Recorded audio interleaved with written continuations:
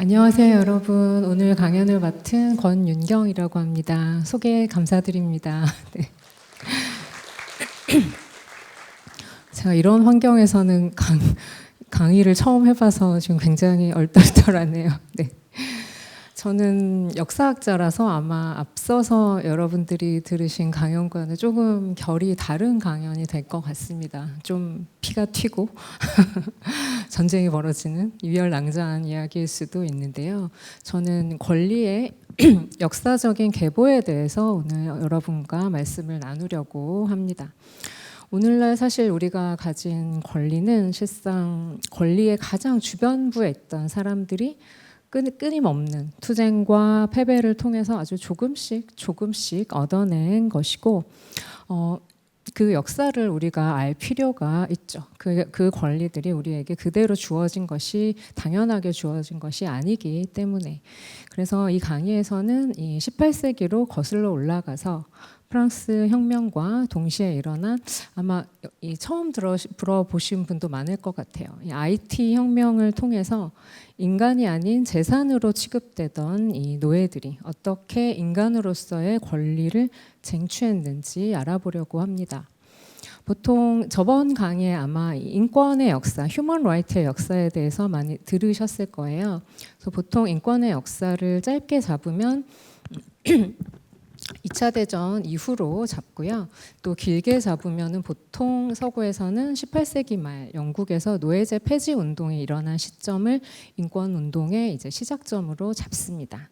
하지만 이 서구의 어떤 자유와 권리와 기독교 정신이 노예제를 폐지했다는 이야기는 아주 매끈한 이야기처럼 보이지만 사실상 아주 많은 것을 은폐해야 가능한 기만적인 이야기라고 말씀드리고 싶습니다. 그래서 오늘은 노예들, 권리를 빼앗긴 노예들을 주제로 해서 권리에 대해 이야기해 보려고 합니다.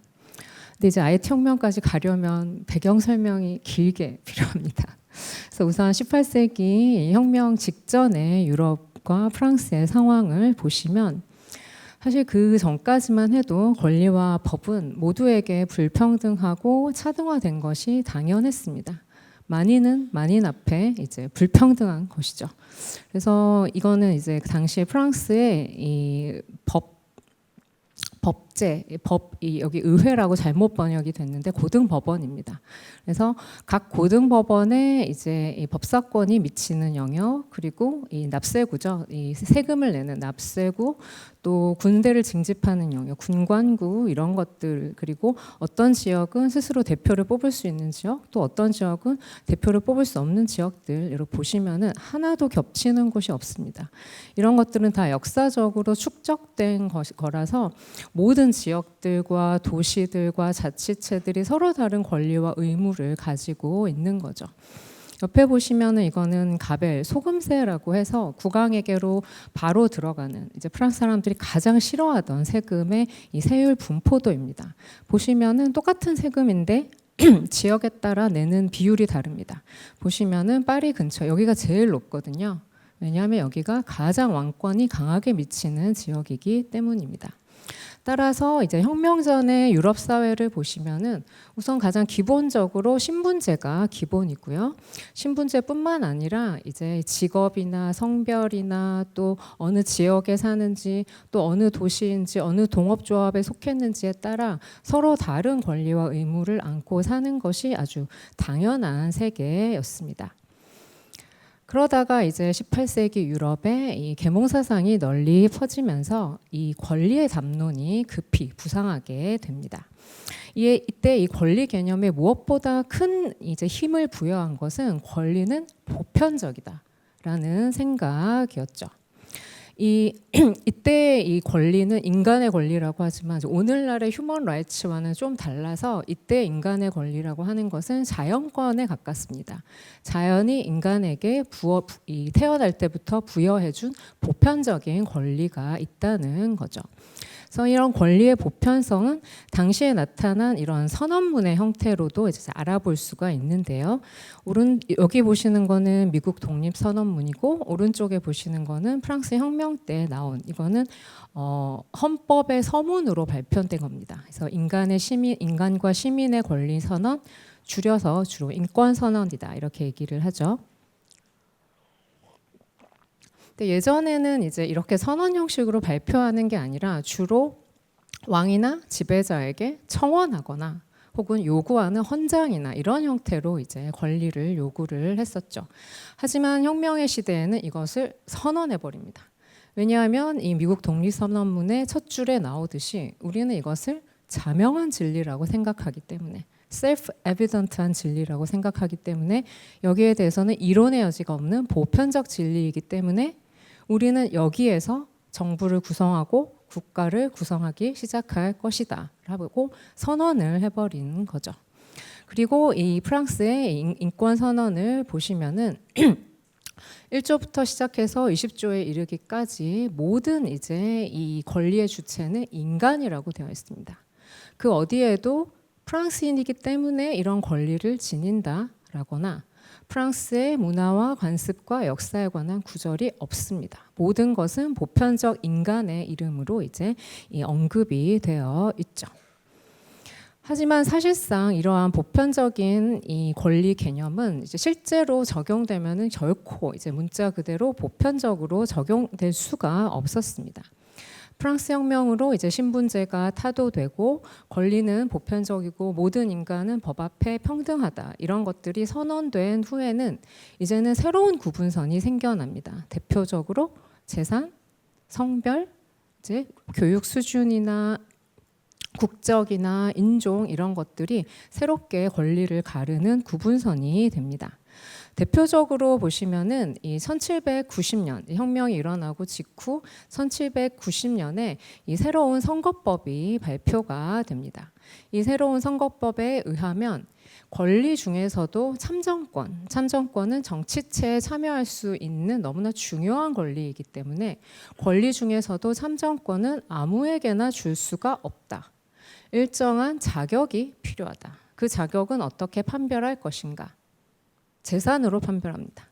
일정 수준 이상의 세금을 낼 수 있는 사람만 여기 보시면은 시토아영 악티프 능동 시민이 돼서 투표를 할 수 있고 그보다 더 많은 세금을 내는 사람만 피선거권을 가지는 겁니다. 그리고 나머지 이제 사람들은 시토아영 파시프 수동 시민들이 되어서 참정권을 빼앗기는 거죠. 그렇다면 여성들은 또 상황이 더 심했습니다. 남성들의 절반 가까이가 수동 시민들이 되었다면 여성들은 성별 때문에 아무리 재산이 많아도 아무리 교육 수준이 높아도 결코 참정권을 가질 수가 없었습니다. 그래서 당대에 이제 여성 혁명가였던 올랭프 드구즈 같은 경우에는 1791년에 이 인간과 시민의 권리 선언을 이제 조항마다 그대로 거의 패러디입니다. 패러디한 여성과 시민의 권리 선언을 내면서 거기 인간이 적힌 구절에 모두 다 여성과 남성, 여성이라고 대체를 했습니다. 이를 통해서 구즈는 이 인권 선언에서 말하는 이 인간이라는 것이 사실상 남성만을 의미한다는 것을, 그리고 여기 보시는 이 수동 시민을 보시면은 사실상 부르주아 남성만을 의미한다는 것을 폭로해 냈죠. 조금 이따 제가 말씀드릴 노예들과 식민지 유색인들의 투쟁을 보시면 사실상 인권선언이 포방하는 이 보편적 개인이라는 것은 백인, 남성, 부르주아라는 것을 염두에 두고 만들어진 것임을 아실 수가 있습니다. 그래서 혁명의 시대 이후의 역사는 바로 이러한 이제 이 상호작용, 이 새로운 권리의 개서제를 보전하려는 사람들과 권리의 보편성을 무기로 이에 저항하려는 사람들의 투쟁으로 점철되었다고 말해도 과언이 아닙니다. 이러한 이 권리나 이런 권리를 둘러싼 투쟁을 얘기를 할 때, 하지만 우리가 흔히 떠올리게 되는 사람들은 이제 이러한 권리 사상을 입안한 사상가나 혁명가나 주로 남성, 잘 배운 엘리트들이죠. 하지만 프랑스 혁명기에 이제 권리에 관한 투쟁이 벌어지는 과정을 보시면은 그 전에도 그렇고 그 후에도 그렇고 결코 이러한 권리를 위한 투쟁은 남성 엘리트에 국한되지 않았습니다. 교육을 받지 못한 농민이나 여성이나 도시의 수공업자, 장인들도 자신의 것을 자신의 이 이해관계에 따라 자신의 세계관에 따라서 이러한 권리의 담론을 자신의 것으로 만들어서 새로운 사회투쟁에 직접 뛰어들었죠. 대표적으로 이제 프랑스 혁명기에 쌍큘로트는 이제 이 귀족들이 입던 큘로트 바지를 입지 않은, 이제 프랑스어로 쌍큘로트는 without 큘로트거든요. 그래서 귀족들이 입던 반바지 있거든요. 반바지에 이제 스타킹 신고 하이힐 신는 게 예전 귀족과 이 부르주아지들의 이제 옷차림이었다면은, 이제 평민들은 그 큘로트 없이 이렇게 긴 바지를 입는 것이었는데, 그래서 그들은 쌍큘로트라고 불렸는데요. 그래서 혁명기의 쌍큘로트들은 이 인권 선언에서 자연권이라고 주장한 재산권보다 더 중요한 권리가 있다. 그것은 생존권이다. 그 무엇도 인민의 생존권, 우리가 먹고 살고 직업을 가질 권리보다 우선할 수는 없다라고 주장을 합니다. 중간에 보시는 혁명가는 혁명기의 여성혁명가였던 테르아뉴 드 메리꾸르라는 사람입니다. 이 테르아뉴 드 메리꾸르는 혁명 전쟁이 계속되자 남성만 무장할 권리가 있느냐, 여성도 무장할 권리가 있다라고 주장하면서 여성의 무장권을 주장해서 당대의 아마조네스로 불렸죠. 오른쪽에 여기 보이시는 그림은 혁명 초창기에 일어난 이제 농민들의 대폭동입니다. 보시면 농민들에게 가장 중요한 것은 봉건적 권리를 폐지하고 특히 토지를 자신의 것으로 전유하는 것이 가장 중요했습니다. 이런 방식으로 아래에 있는 사람들은 권리의 언어를 자신의 방식으로 이해해서 자신의 것으로 만들어서 이제 권리를 위한 투쟁에 참여했던 거죠. 하지만 이 혁명의 시대에 이 권리 개념의 보편성과 그 한계, 그리고 그 틈을 이용해서 기존의 체제를 전복시키는 투쟁이 가장 극적으로 벌어진 곳은 유럽보다는 그 유럽의 대서양 건너편에 있던 이제 이 아메리카였습니다. 많은 분들은 이제 1776년에 시작된 미국의 독립혁명을 떠올리실 텐데요. 사실 미국의 독립혁명이 새로운 권리 개념을 전파하고 혁명의 시대에 불을 붙인 것은 맞습니다. 하지만 오늘 강의의 주제는 오랫동안 이 세계 혁명사에서 주목받지 못했던 IT 혁명입니다.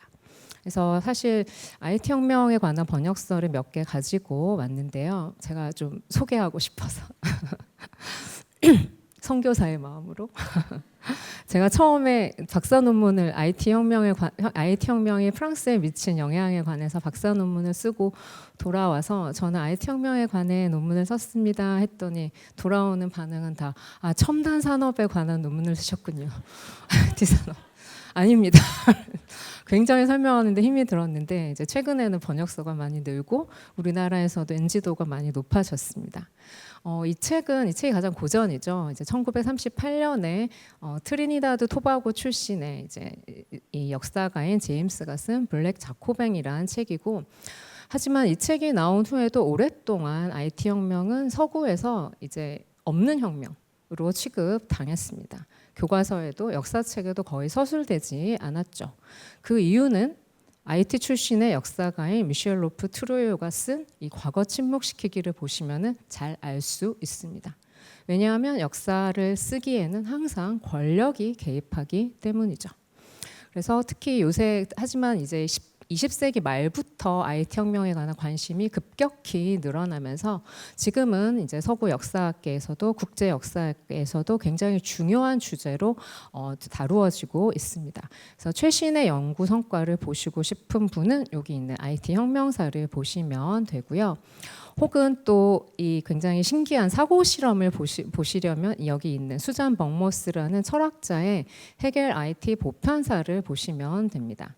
그래서 여기서 이제 수잔 벅모스는 헤겔이 입안한 유명한 개념이 있죠.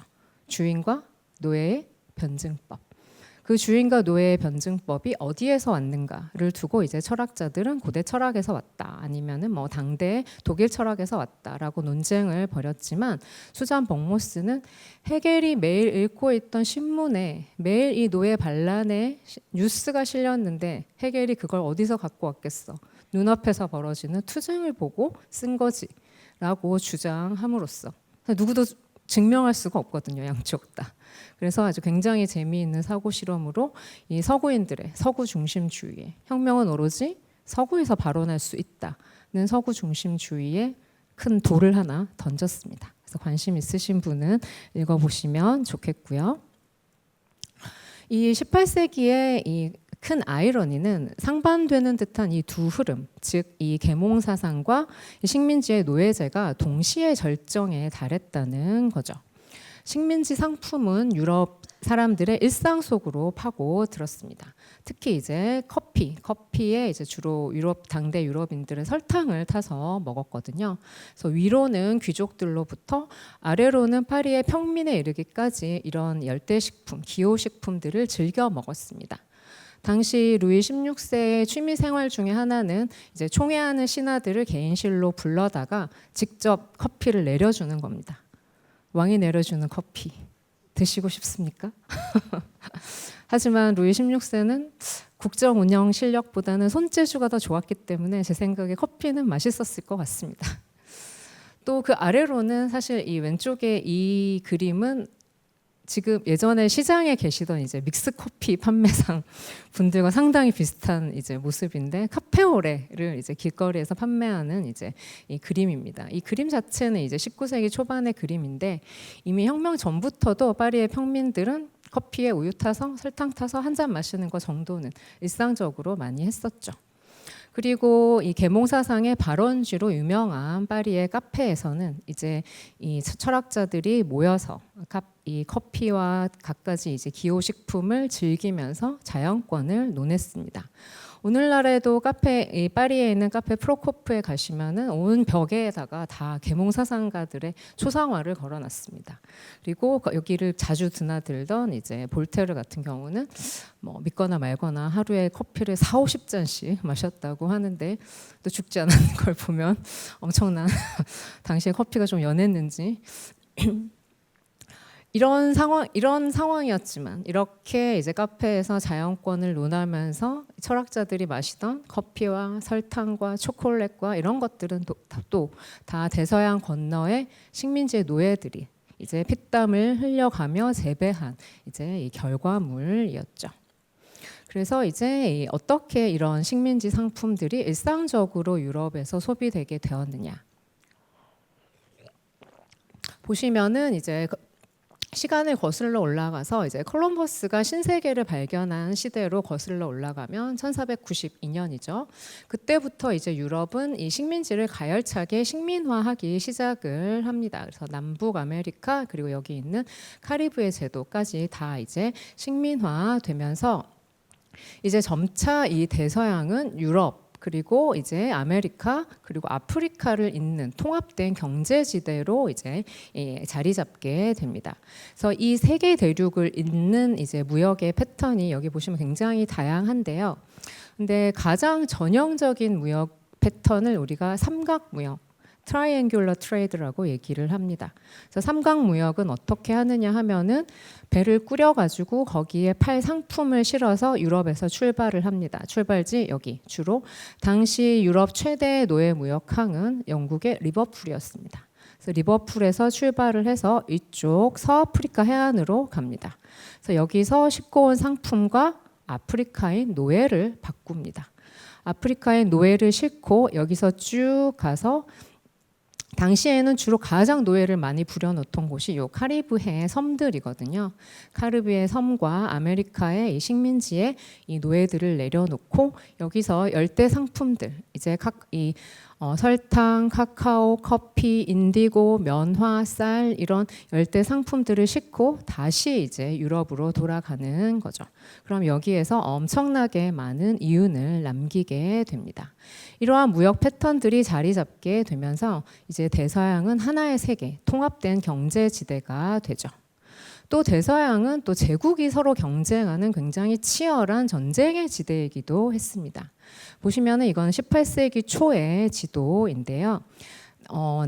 남아메리카는 주로 에스파냐와 포르투갈이 나누어 먹었고 여기까지는 그리고 북아메리카는 당시 영국과 프랑스가 서로 다투고 있었습니다.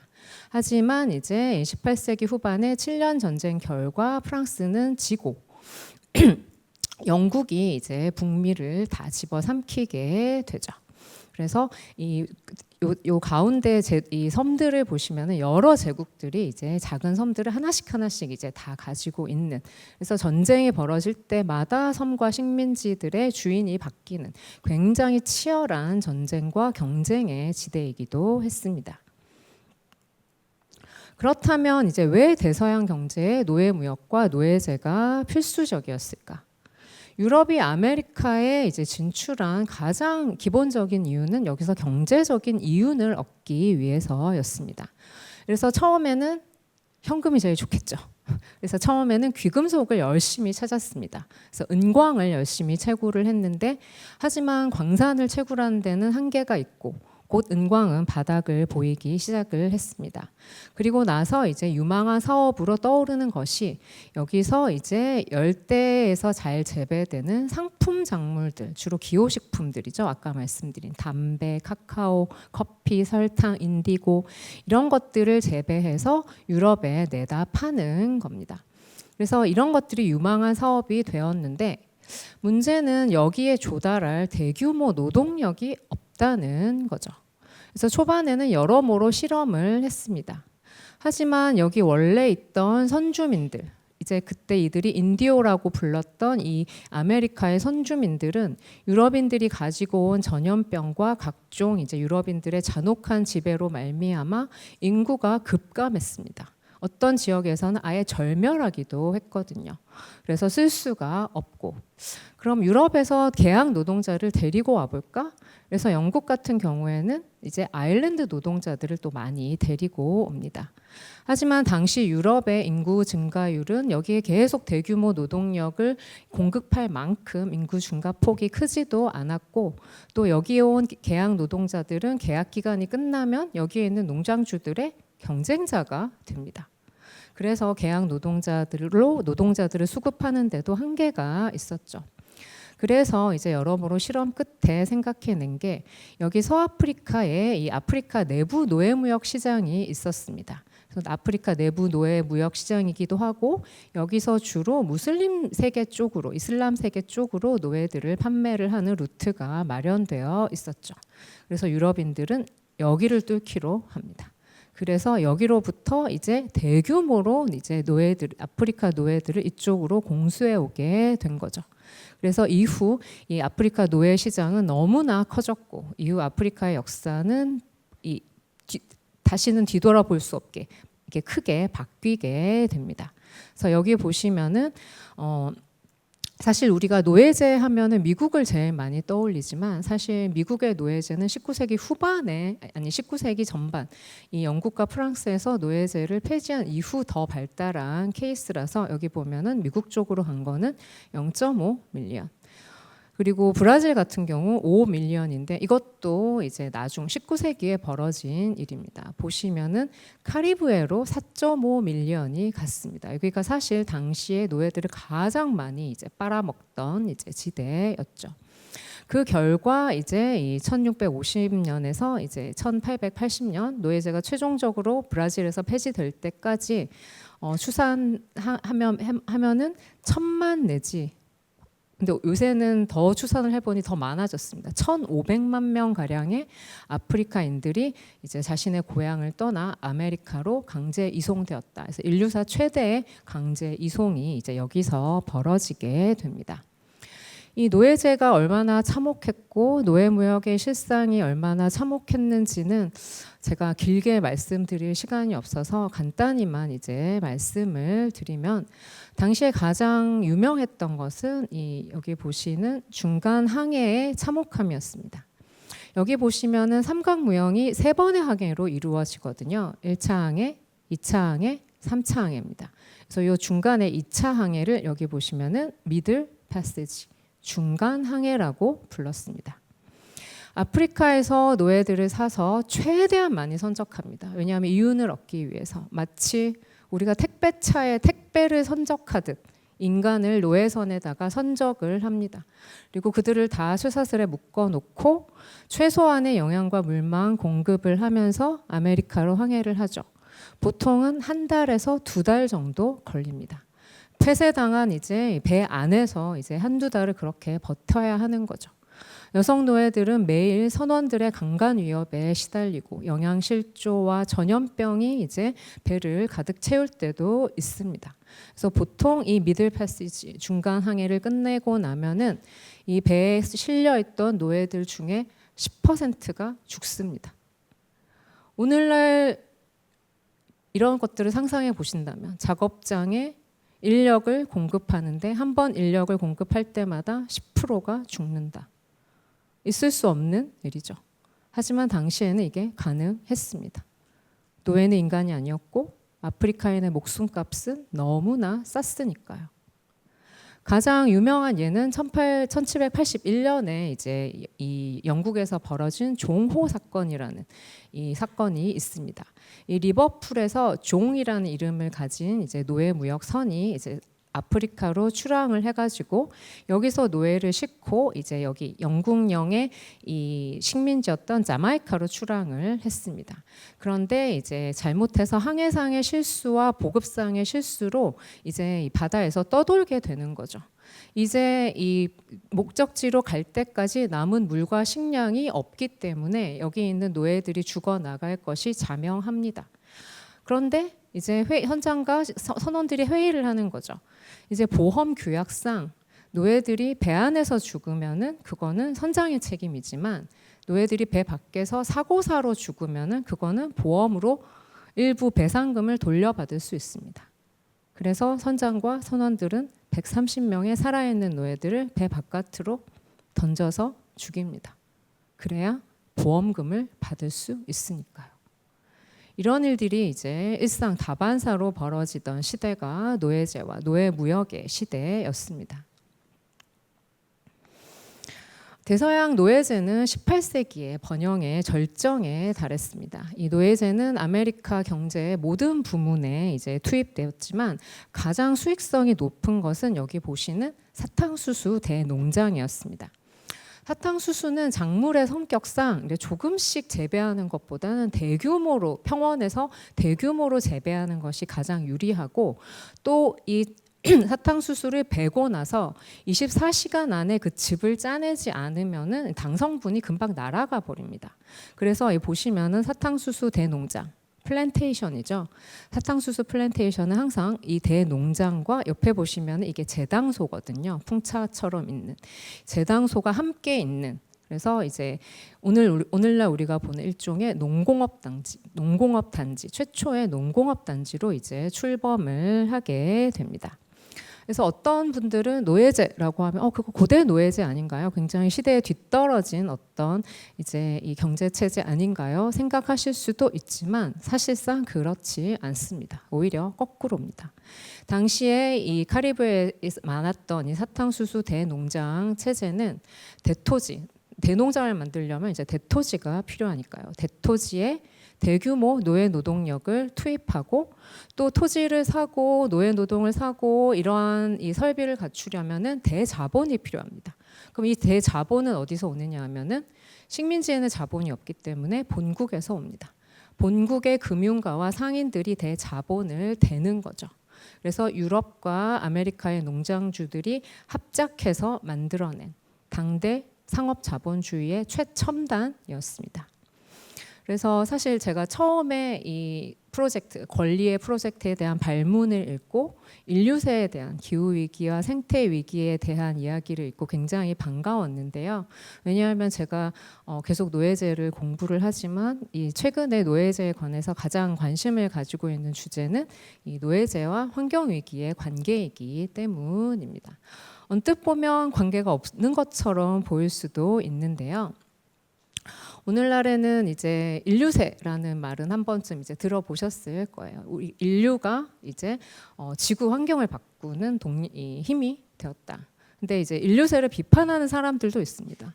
인간이 다 같이 그랬냐? 아니다. 책임 소재를 명확히 하자. 자본가들이 그랬지. 자본주의가 그랬지.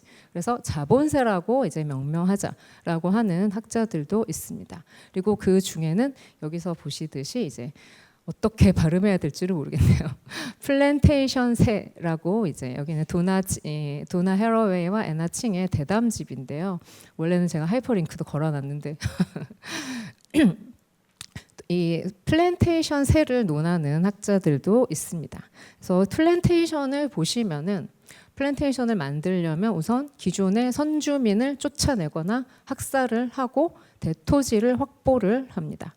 그리고 여기에다가 작물 다양성을 파괴하고 단일 경작 체제를 여기에다가 이식을 합니다. 사탕수수나 면화나 담배나 모든 게 다 단일 경작 체제입니다. 오늘날 인도네시아나 이런 곳에서 보는 거대한 파모일 농장들처럼. 그러면 환경 다양성은 파괴가 되겠죠. 이런 식으로 환경을 길들이고 거기에 값싼 노동력. 이 노동력은 처음부터 값싸지 않았습니다. 자본주의가 국가가 값싸게 만든 거죠. 값싸게 만든 이주 노동력을 투입해서 대규모로 상품 작물들을 생산을 합니다. 오늘날에도 많이 벌어지는 플랜테이션 경제의 모습이고 이것이 이제 오늘날 생태 위기의 주범이라고 이제 생각되는 글로벌 자본주의의 시초에 있었습니다. 따라서 이제 사탕수수 대농장 체제와 노예제 역시 이러한 자본주의적인 생태 위기의 기원에 있다고 이제 말씀드리고 싶습니다. 그 결과 예전에는 엄청난 사치품이라서 부유층이나 조금씩 쓸 수 있었던 이 설탕은 18세기에 이르러 누구나 먹을 수 있는 일상적인 식품이 되었죠. 다시 말씀드리지만 노예들의 목숨값이 너무나 쌌기 때문에. 특히 이 카리브해 섬들은 이 설탕섬으로 불릴 정도로 이 설탕 생산에 특화되어 있었습니다. 그 중 하나가 이제 오늘 주제인 IT 혁명이 벌어질 프랑스령 이제 생도맹그인데요. 이 지도가 좀 작아서 잘 안 보이실 텐데 여기가 미국의 플로리다고 이쪽이 이제 멕시코 그리고 이 아래가 남아메리카 대륙입니다. 여기 있는 섬들이 이제 카리브해 섬들 혹은 서인도 제도라고 이제 불리는 섬들이고 프랑스에서는 여기를 앙띠르라고 이제 불렀죠. 여기 보시는 제일 큰 섬들, 큰 섬이 이제 잘 아시는 쿠바, 당시 에스파냐령이었고요. 그 아래에 있는 섬이 자메이카, 당시 영국령이었고요. 그 옆에 있는 이 섬이 바로 콜럼버스가 제일 처음 상륙한 히스파니올라 섬입니다. 그래서 원래는 여기가 에스파냐령이었는데 이제 17세기부터 프랑스 해적들이 이쪽으로 야금야금 섬을 먹어 들어가서 결국에는 정식으로 프랑스령으로 할양을 받았습니다. 그래서 이 히스파니올라 섬은 오른쪽 3분의 2는 에스파냐령 그리고 왼쪽 3분의 1은 이제 프랑스령이 됐죠.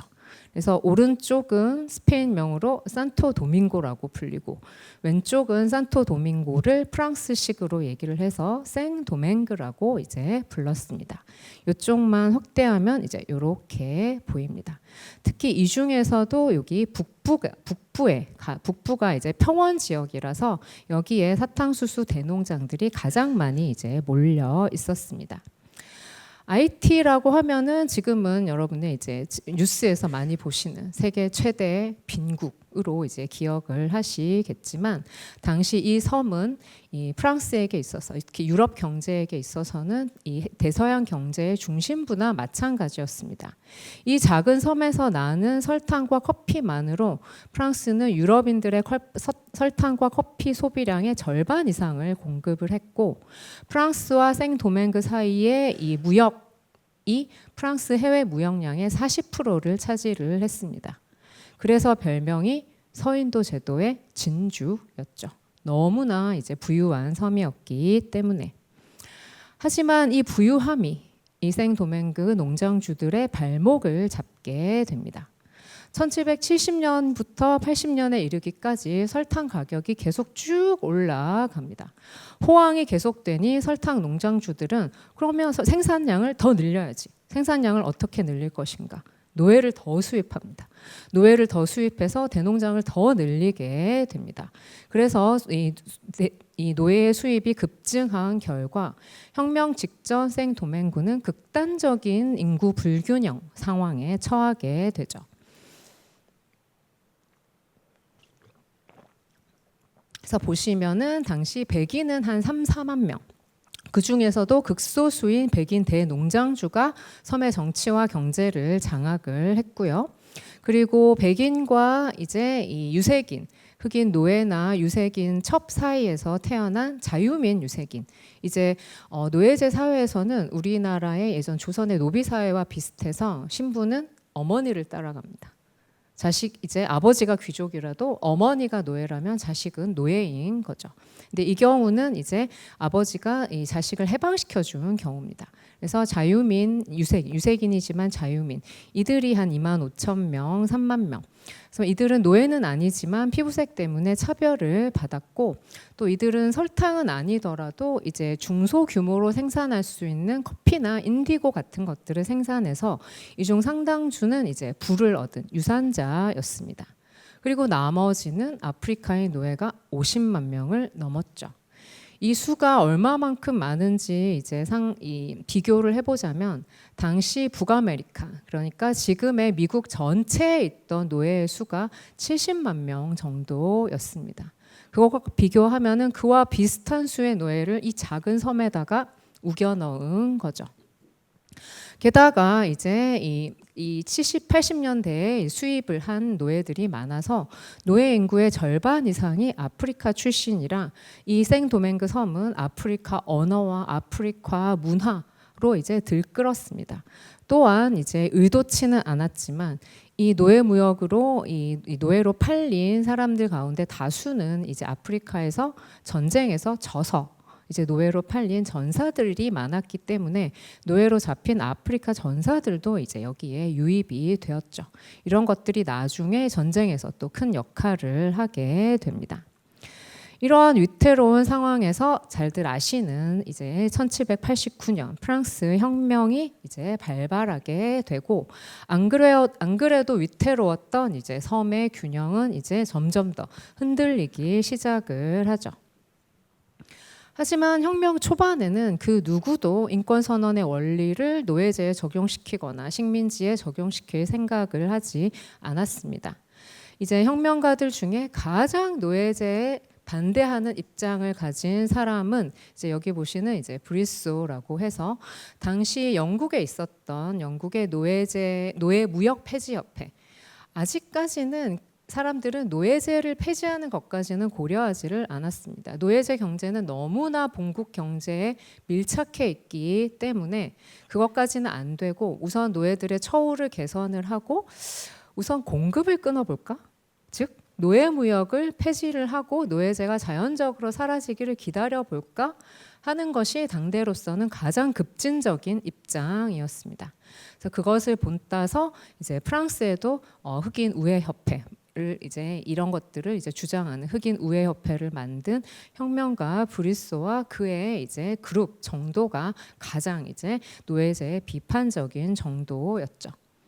하지만 곧 식민지인들 자신이 이제 의회에 들어와서 혁명의 상황에 개입하게 됩니다. 제일 먼저 들어온 건 백인 농장주들입니다. 백인 농장주들도 이제 혁명을 이용해서 이들도 불만이 많았거든요. 우리도 이제 이 본국의 경제적인 통제에서 벗어나서 우리는 돈을 더 벌고 싶다. 더 싼 영국의 노예 무역업자들에게서 더 싸게 노예를 사면 우리가 더 부자가 될 수 있는데 본국이 계속 경제를 통제를 하고 있다. 그래서 백인 농장주들은 본국의 경제적 통제에서 벗어나고 싶어 했고 또 이제 아까 보신 이제 자유민 유색인들도 곧 이제 이 자신들만의 로비 조직을 만들어서 혁명의회에 청원을 합니다. 우리도 피부색이 다를 뿐 저들처럼 재산도 있고 교육도 받았는데 우리도 백인 농장주들과 동일한 시민권을 이제 갖게 해달라 이런 주장들을 하게 된 거죠. 그러자 이제 의회는 이런 일들로 이제 이 경론을 벌이게 됩니다. 중간에 있는 유색인 부르주아의 참정권을 지지한 그레고아르 신부고, 그레고아르 신부는 이제 유색인의 참정권을 지지하고 또 유대인에 대한 차별을 폐지하는데 지지를 해서 나중에 이제 혁명 200주년에 팡테옹에 입성을 하게 되죠. 어떤 인권의 상징으로서. 하지만 이제 자유민 유색인들은 백인 농장주들이 아주 결연하게 이 유색인 부르주아의 참정권을 막는 것을 보고, 사실 몇 명 되지도 않습니다. 한 준다고 해도, 참정권을 준다고 해도 한 수백 명에 불과한데, 백인 농장주들의 입장에서는 이것은 판도라의 상자를 여는 것과 같다.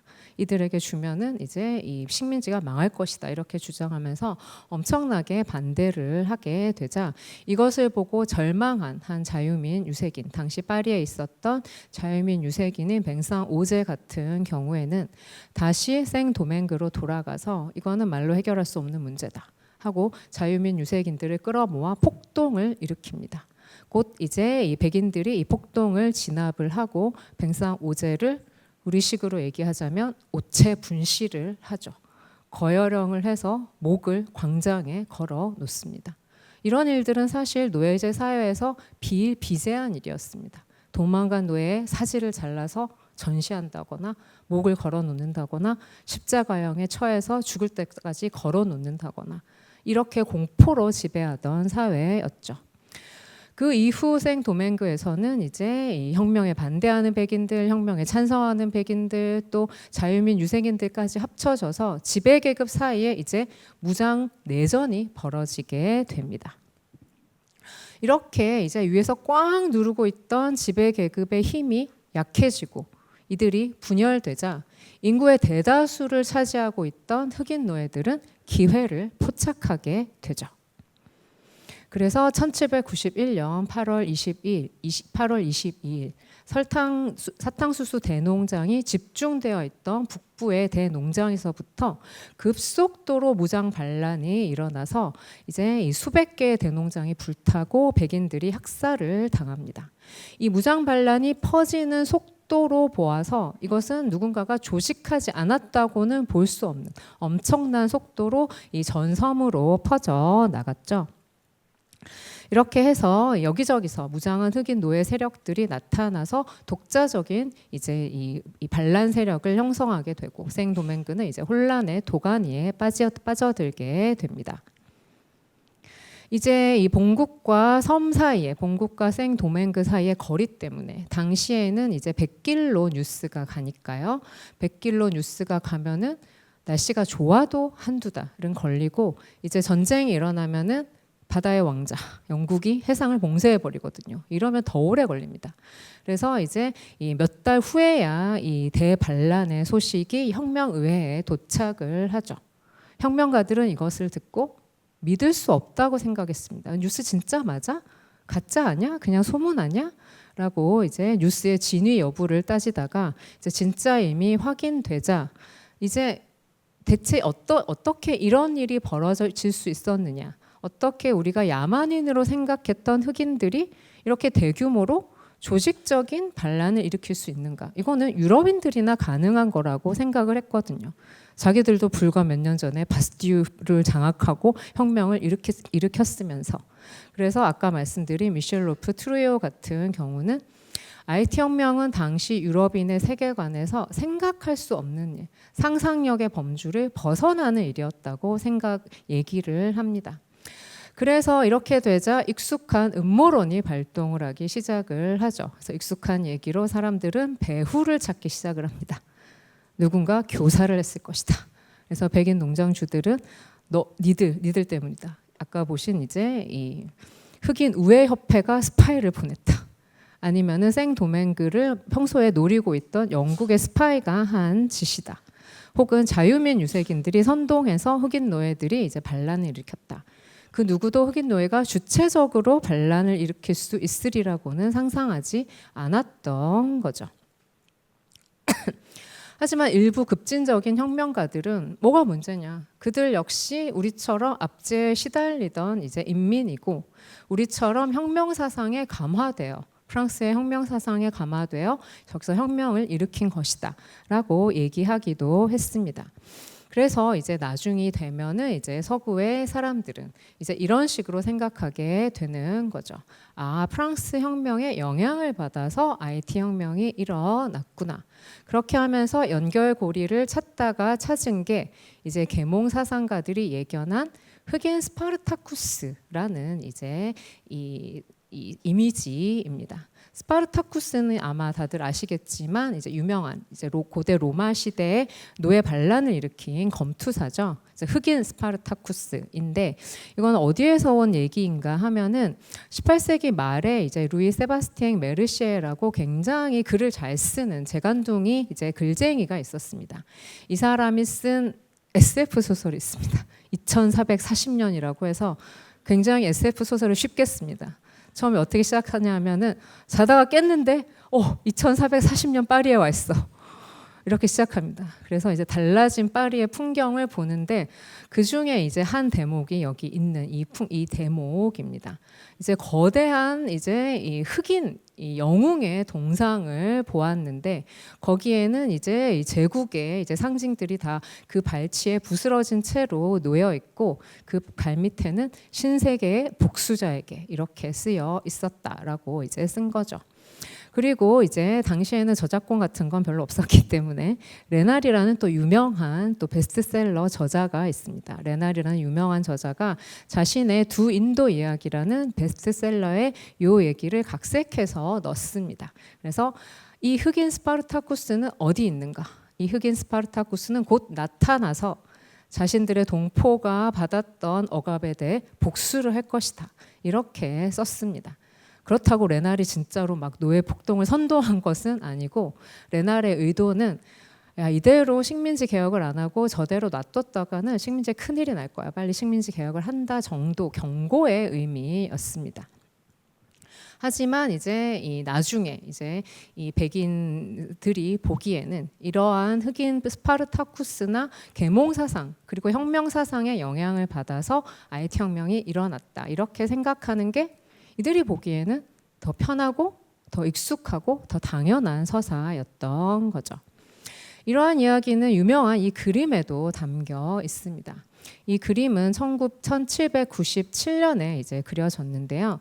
좀 이따 보시면은 1794년에 생도맹그의 이제 생도맹그에서 이 의원을 파견을 합니다. 그래서 해방노예 출신 의원이 파견을 해서 그때 이제 국민공회에서 노예를 해방을 하는데 그때 온 이제 흑인 예전에는 노예였지만 이제는 흑인 최초로 프랑스 의회에 입성한 의원이 된 이름을 보면은 여기 보면 장 바티스트 벨리라고 하는 사람의 초상화입니다. 보시면 예전의 그림에 나온 흑인의 이미지와 비교해 보시면은 혁명 이후 완전히 흑인에 대한 인상이 매우 달라졌음을 보실 수가 있습니다.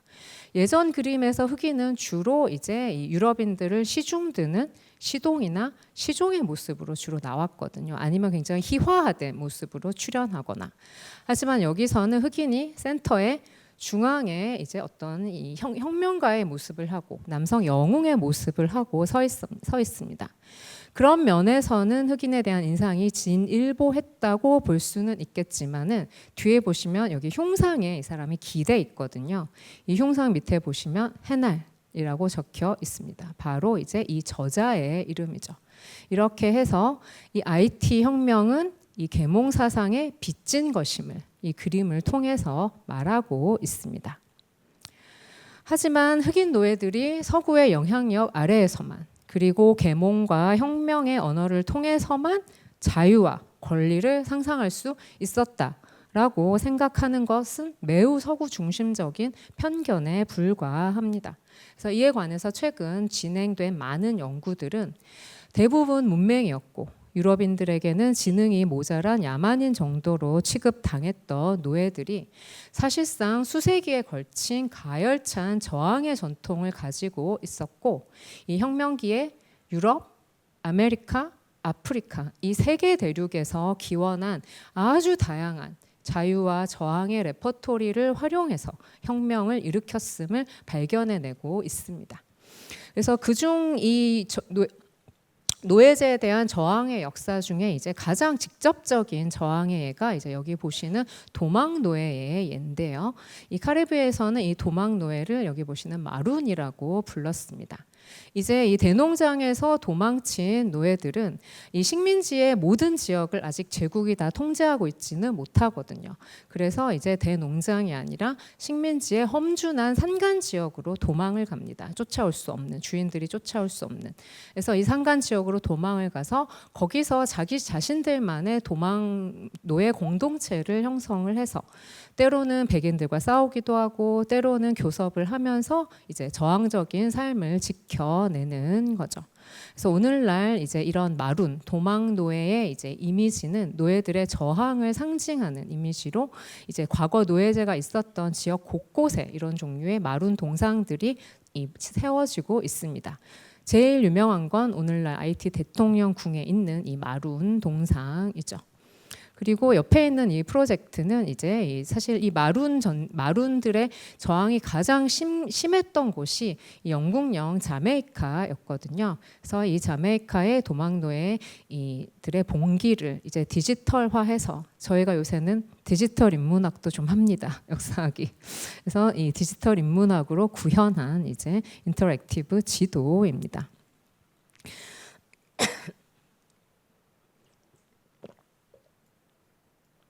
그중 이제 많은 연구자들이 또 주목한 게 이 흑인 공론장의 존재였습니다. 공론장 퍼블릭 스피어라고 하면은 이제 많은 분들이 위르겐 하버마스가 입안한 이제 공론장을 떠올리실 텐데요. 하버마스가 얘기한 것은 이제 18세기 인쇄 문화, 책을 중심으로 한 부르주아 공론장이었죠. 이렇게 치면 문맹인 이제 흑인 노예와 자유민 유색인들 사이에는 공론장이 없어야 될 텐데 사실은 그렇지 않았습니다. 보시면은 이 섬들 사이에는 굉장히 많은 이제 이 상인들이 이 배들이 왔다 갔다 했고, 그리고 이 배들은 또 본국과도 이제 왕래가 많았습니다. 왜냐하면 당시에 이제 이 상업 정책상 이 프랑스의 식민지는 프랑스와만 교역을 해야 되기 때문이죠. 영국의 식민지는 영국과만 교역을 하고, 근데 사실상 이 섬들 사이에 밀수가 굉장히 성행했기 때문에 이 수많은 이제 뱃길을 많은 바닷사람들이 왔다 갔다 하면서 대서양 건너 유럽의 소식도 전해주고 옆 섬에 있는 소식도 전해주고 이러면서 이제 일종의 뉴스 공동체가 형성이 되는 겁니다. 그래서 이런 종류의 흑인 공론장과 뉴스의 문화를 이제 연구한 학자들이 많이 있는데요. 그 어떤 선구자라고 할 수 있는 책이 여기 보시는 이제 미국의 역사가 줄리어스 스콧이 쓴 모두의 바람입니다. 커먼 윈드라고 이제 원제가 커먼 윈드인데요. 책이 너무 좋아서 제가 번역했습니다. 절판 안 되기를 바라며. 이 책을 보시면은 이제 뉴스가 언제 어디로 퍼지느냐가 사실상 반란과 폭동이 언제 어디서 벌어지느냐와 거의 일치한다는 것을 확인할 수가 있는데요. 이걸 보시면은 사실상 노예들이 언제나 뉴스에 귀를 기울이면서 반란과 폭동의 기회를, 유리한 기회를 언제나 노리고 있었음을 이제 발견을 하실 수가 있습니다. 또 이때 이제 이들이 뉴스를 퍼뜨리는 방식은 구술뿐만 아니라 사실 사회계약론을 알려고 루소 책을 다 읽을 필요가 있을까요? 당대 프랑스인들도 다 그렇지는 않았습니다. 당시에 혁명기에 프랑스에 퍼진 이제 팸플릿들은 굉장히 작고 이제 짧았습니다. 아메리카에 퍼진 특히 유행했던 것들 중에 하나가 이제 브로드사이드라는 건데요. 한 장으로 다 내용을 인쇄해 가지고 이제 벽보로 붙이기도 하고 이제 뿌리기도 하는 거죠. 제가 예로 가지고 온 거는 이제 미국에서 보나파르트 이 몬스터다.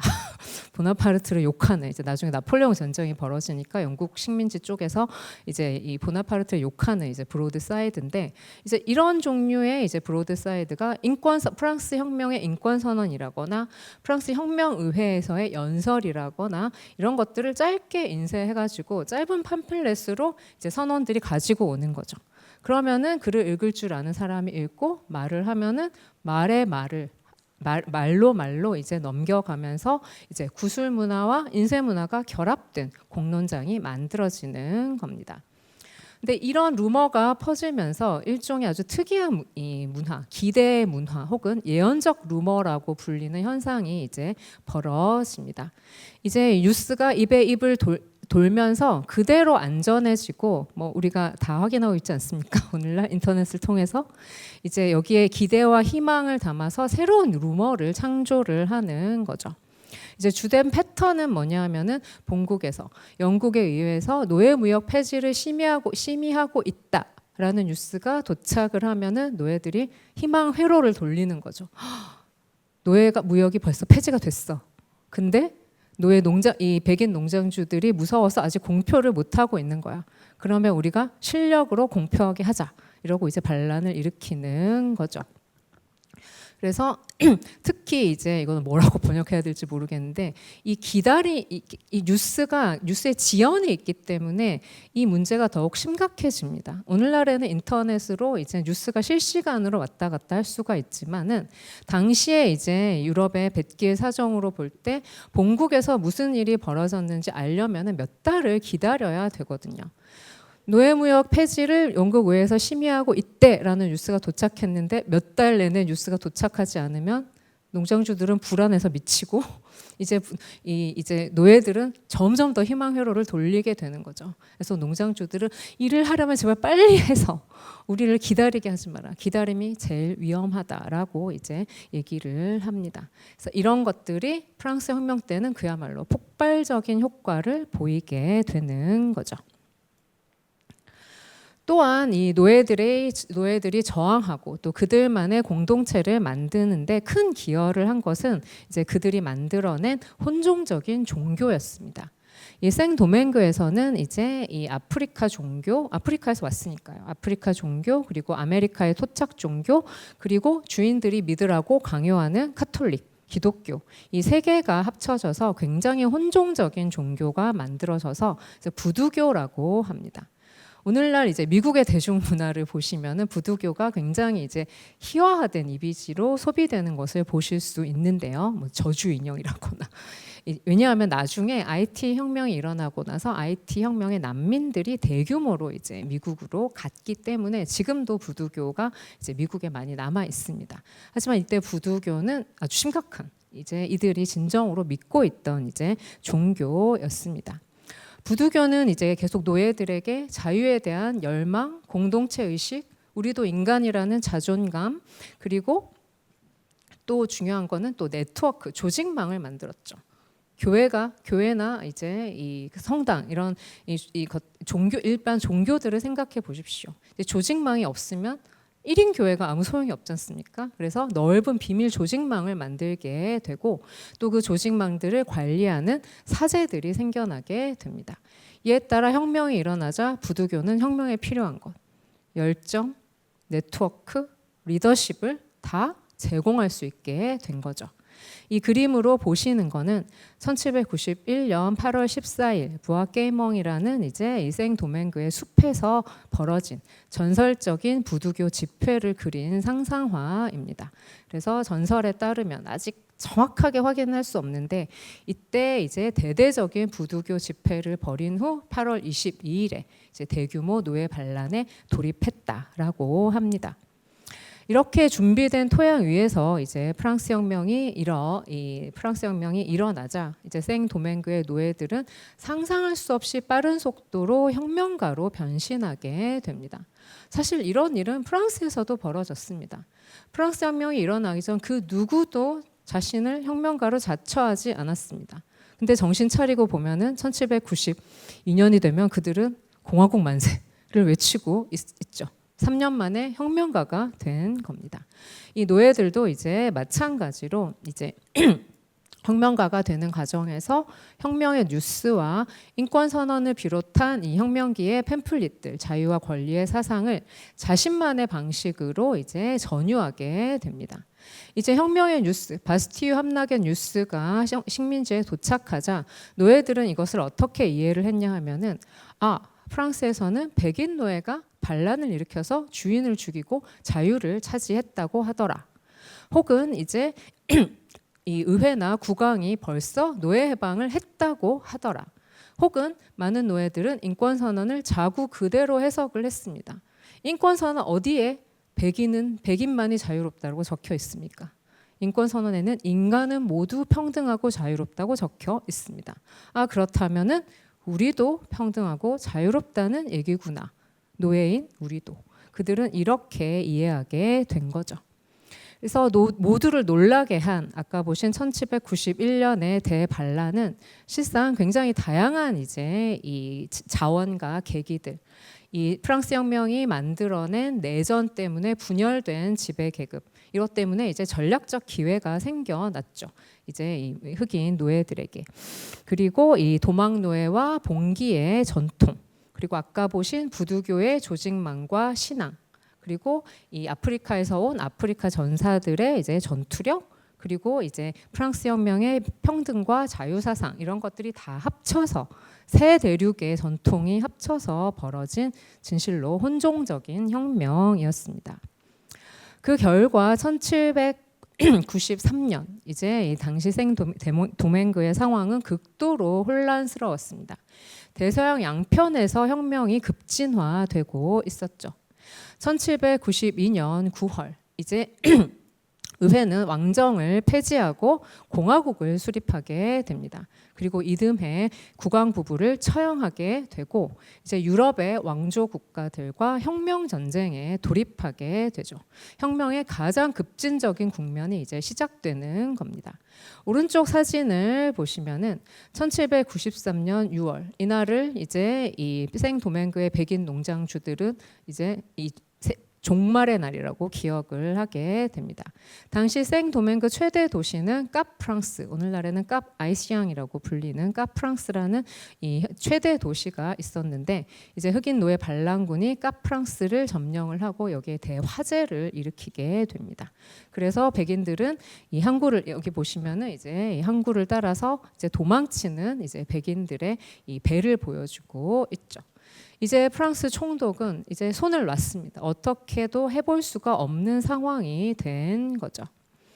이렇게 되자 이 혁명의회는 식민지에 이제 대리인을 파견을 합니다. 지금처럼 뭐 전화를 할 수 있는 것도 아니고 혁명의회에서 일일이 이제 지시를 내릴 수가 없으니까 이 대리인을 보내는 거죠. 그래서 당시에는 시민 판무관이라고 했는데 이 여기 보시는 이제 송토나와 또 폴브렐이라고 불리는 몇 명의 판무관을 이제 생도맹그에 파견을 합니다. 이 혁명 정부의 대리인들이 생도맹그에 도착해서 상황을 보니까 가관입니다. 상황을 구제할 수가 없는 거예요. 백인 농장주들은 이미 반혁명파로 돌아섰고 자유민 유색인들과 노예들은 계속 무장 봉기 중이고 제일 심각한 게 바로 이 문제입니다. 유럽에서 혁명 전쟁이 벌어지고 나니 이게 식민지로 확전이 되는 거죠. 이제 유럽에서 이 혁명 프랑스와 이제 서로 다른 적군들이 선전포고를 하고 나자 보시면은 옆에 섬들에서 바로 쳐들어옵니다. 여기가 이제 생도맹그고 여기가 자메이카죠. 자메이카에 있던 영국 함대가 바로 이쪽으로 와서 급거에 이제 생도맹그 남부를 점령해 버립니다. 에스파냐는 더 쉽습니다. 아예 국경을 마주하고 있으니까요. 국경에서는 에스파냐가 국경 쪽으로 침략을 해서 국경 쪽의 도시들을 점령을 하게 됩니다. 이런 상황에서 프랑스 이제 정규군은 수천 명에 불과하고 이제 손 놓고 있으면은 생도맹그가 영국군 아니면 에스파냐군 손에 넘어갈 상황입니다. 누가 이 난관에 맞서서 프랑스 공화국을 수호해 줄 것인가? 이 송토노가 아무리 생각해 봐도 이들과 대신 싸워줄 대규모 무장 세력은 흑인 노예밖에 없다. 그럼 흑인 노예들이 원하는 것을 줘야 되겠다. 그들이 원하는 것은 자유란 거죠. 그래서 송토나는 1793년 8월 29일 생도맹그에 선제적으로 자신의 이제 의사대로 노예 해방령을 내려 버립니다. 그래서 프랑스와 함께 싸워주면은 무조건 다 해방이다라고 이제 이 노예 해방령을 내린 거죠. 그러고 나서 이제 이 송토나는 이 자신이 이제 선제적으로 내린 포고령이니까 이거를 혁명의회의 승인을 받기 위해서 상징적으로 백인 1명, 자유민 유색인 1명, 그리고 아까 보신 벨리 이 흑인 노예 해방 노예 1명으로 구성된 3인의 대표단을 이제 프랑스 본국으로 보냅니다. 백길이 하도 이제 험하고 농장주들이 막아서고 영국군이 막아서고 해가지고 다음 해 2월 1794년 2월에야 이들이 이제 이 혁명의회에 입성을 하게 되죠. 때마침 당시 혁명의회는 혹시 로베스피에르를 아십니까? 로베스피에르를 대표로 하는 당시 가장 급진적인 국면에 접어들어 있었습니다. 이른바 공포 정치가 최절정이던 시기였고 이제 이 의회의 어떤 평등주의적인 열정들 아까 보신 쌍귤로트들의 평등주의적인 열정들이 최고조에 달해 있던 때였죠. 그래서 이러한 평등주의적 열정이 또 한몫을 했고 또 다른 고려도 있습니다. 어차피 프랑스 군으로 이제 이 상황을 해결을 못할 거라면 흑인 무장 노예들에게 외국군을 이제 무찌르게 만들 수 있다는 실용적인 고려도 이제 한몫을 하게 된 거죠. 그래서 이제 열광한 이제 국민 공회는 생도맹그뿐만 아니라 모든 식민지에서 흑인 노예제를 폐지하고 한술 더 떠서 피부색에 관계없이 이들에게 모두에게 평등한 시민권을 준다는 2월 4일 혁명력 2년 5월 16일의 법을 이제 통과시키게 됩니다. 당시에 이제 혁명의회는 워낙 이제 열정에 가득 차서 이제 어떤 의원은 이렇게 대단한 법안을 마침내 우리의 자유를 보편적으로 만드는 위대한 법안을 표결에 붙이는 것은 프랑스의 수치다. 우리 그냥 박수를 쳐서 만장일치로 통과시키자. 혁명기에는 감정적인 열정이 굉장히 중요하기 때문에 이런 씬들이 종종 나타납니다. 그래서 박수를 쳐서 그래서 반대하려던 사람들은 이제 입을 열 수가 없게 된 거죠. 만장일치로 통과를 시키고 서로 키스를 하고 얼싸안으며 이제 이 전면적인 노예 해방령을 내리게 됩니다. 이 사진은 제가 이번에 5월 23일이 프랑스에서는 노예제로 희생된 이 노예제 희생자들을 기리는 추모의 날이거든요. 거기 집회에 갔다가 이제 받은 굿즈입니다.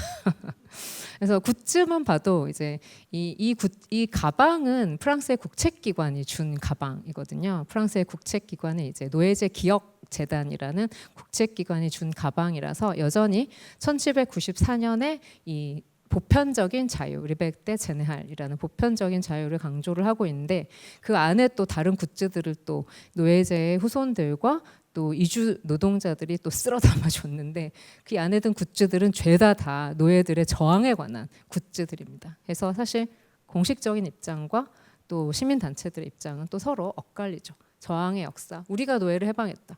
우리가 노예를 해방을 쟁취했다는 이제 입장이 아직도 엇갈리고 있습니다. 그래서 사실 이 법령만 보면은 프랑스 혁명이 너무 대단해 보이지만 사실 그렇게 대단한 건 아니고 사실 프랑스로서는 당시에는 이미 식민지에 대한 실제적인 통제권을 이미 다 잃어버린 상태였습니다. 사실상 별로 잃을 게 없는 도박인 셈이죠. 가보자 해볼 수 있는 거죠. 그리고 당시에 반혁명파들이 이 당시에 백인 농장주들이 대부분 반혁명파였기 때문에 노예제를 폐지하더라도 그들에 대한 보상을 고려할 필요가 없습니다. 당시에는 반혁명파나 망명한 귀족들의 재산을 다 몰수하던 시절이었으니까요. 이런 것 덕분에 이제 이 급진화된 프랑스의 본국의 혁명과 이 식민지의 노예 반란이 일종의 동반 상승 효과를 이제 이루어서 역사상 유례 없는 전면적인 노예 해방령이 이제 나타날 수가 있었던 거죠. 그래서 이 즈음이 되면은 이미 이제 이 생도맹그의 흑인들도 혁명 사상을 전유해서 혁명의 언어로 얘기하기 시작을 합니다. 혁명의 언어로 얘기할 뿐만 아니라 거기에 자신의 생각을 덧붙입니다. 그래서 여기 보시는 이거는 일종의 삐랍니다. 그래서 이 프랑스군에 붙은 노예 해방 이 프랑스군에 붙은 혁명군 장교인 이제 삐에로가 당시 에스파냐 국경 쪽에서 에스파냐 측에 붙은 흑인 노예 무장 세력들을 회유하기 위해서 이제 편지를 보냈는데 여기서 이렇게 얘기를 합니다. 우리는 이제 여기서 시민이라고 불린다. 니들이 거기서 이렇게 대우를 받냐? 우리 모두 인간이기에 차이가 있어서는 안 되며 피부색으로 구분지어서는 안 됩니다. 이제 프랑스 혁명의 의제에 노예 해방과 반인종 차별주의라는 새로운 의제가 들어오기 시작을 하는 거죠. 그 사이에 이 생도맹그에서는 아까 보신 사람들이 흑인 스파르타쿠스가 정말로 나타났네 라고 생각하게 만든 이제 군사적인 지도자가 나타나게 됩니다. 이제 투생 루베르띠르라고 하는데요. 사실 노예들에게는 성이 없습니다. 노예들은 민족에도 기재되지 않습니다. 민족은 우리나라로 치자면 호적이죠. 태어난 기록도 없는 거죠. 그들의 이름은 구매 장부나 이제 상속할 때 유산 이제 목록이나 이런 데서만 이제 발견을 할 수가 있습니다. 그래서 사실 노예들의 어떤 삶이나 생애나 이런 것들을 재구성하기는 굉장히 어렵습니다. 사료가 거의 없거나 파편화되어 있거든요. 사실 우리는 투생 루베르띠르가 정확히 몇 년에 어디서 태어났는지 모르고 이런 수많은 초상화들이 있지만 그가 정말로 어떻게 생겼는지도 모릅니다. 그래도 어떻게 이제 퍼즐을 끼워 맞춰 보면은 투생은 이제 흑인 노예 부부 사이에서 태어난 노예였고 나중에 젊을 때 이제 주인에게 이제 해방이 됩니다. 그래서 해방 노예로 오랫동안 이제 살다가 이제 이 IT 혁명이 벌어질 무렵에는 이제 나이가 한 40대 후반 정도 되었으리라 이제 우리가 생각을 합니다. IT 혁명이 벌어지자 이제 투생은 재빨리 이제 흑인 무장 세력에 합류를 해가지고 처음에는 에스파냐 측에 붙었습니다. 초반에는 흑인 노예들 그 누구도 어떤 전면적인 노예 해방을 생각하지는 않았습니다. 나는 이 섬의 노예 해방을 위해 싸운다. 아직은 그렇게까지는 상상력을 발휘할 수가 없었던 거죠. 당시 노예들이 원했던 것은 내가 속한 집단을 해방해달라. 아니면은 우리들의 처우를 개선해달라. 우리 노동에 대해 임금을 지급해달라. 이 정도의 요구였습니다. 그래서 투생도 초반에는 그런 정도의 생각을 하지 못했는데 이제 투생을 바꾸게 된 거는 이제 혁명 프랑스가 에스파냐나 영국군과는 달리 노예 해방을 점점 염두에 두기 시작했다는 거죠. 그래서 1793년 8월 29일 우연의 일치지만 아까 송토나가 노예 해방령을 발한 날과 같은 날에 투생 루베르띠르가 성명서를 발표를 하면서 자신에게 성을 붙입니다. 나는 투생 루베르띠르다. 루베르띠르라는 것은 프랑스어로 앞에 엘 정관사를 빼면은 우베르띠르라고 해서 영어로 하면 오프닝입니다. 그래서 왜 이런 성을 붙였냐에 대해서도 확실히 모릅니다. 확실히 아는 건 거의 아무것도 없습니다. 우리가. 그래서 누군가는 이제 언제나 어떤 전쟁에서든 오프닝, 돌파구를 찾을 수 있다고 해서 이런 별명이 붙었다고도 하고 또 어떤 사람은 부두교의 어떤 말과 비슷해서 이런 성을 붙였다고도 하고 어떤 사람은 새로운 시작, 우베르띠르, 시작을 의미하는 의미에서 이제 이런 말을 붙였다고도 하죠. 투생 루베르띠르가 이렇게 얘기합니다. 나는 투생 루베르띠르다. 아마 내 이름을 들어보았을 것이다. 너무나 자신만만하고 당당합니다. 나는 자유와 평등이 생도맹그를 지배하기를 바란다. 우리 같이 이 대의를 위해 싸우자. 투생도 혁명에 의해서 순식간에 이제 변화가 된 거죠. 원래 투생은 군사적 이력이 거의 없었습니다. 원래는 주인이 경영하는 농장의 이제 드라이버, 마부였다고 얘기를 하는데요. 놀랍게도 몇 년 만에 이제 걸출한 군사적 지도자로 거듭나서 이제 아까 이 송토나를 골치 아프게 했던 적들을 하나하나 다 물리칩니다. 그래서 남부를 지배하고 있던 영국군을 물리치고 철수하게 만들고 옆에 에스파냐, 투생은 이렇게 생각을 합니다. 옆에 노예제가 계속되는 이제 에스파냐령 산토 도밍고가 있으면 노예 해방이 위험하다. 아예 이쪽까지 다 점령을 해 버립니다. 그리고 자신에게 저항하는 자유민 유색민 군대까지 다 무릎 꿇려서 이제 이 1800년 무렵이 되면은 사실상 이제 프랑스의 이 대리인들도 별로 이제 제지할 수가 없는 생도맹그의 실질적인 지도자가 되었죠. 하지만 곧 투생은 이제 프랑스 혁명과도 싸워야 합니다. 왜냐하면 이제 프랑스 혁명이 보수화되기 시작했기 때문이죠. 아까 1794년 2월에 노예 해방령이 발표되었다고 말씀을 드렸는데요.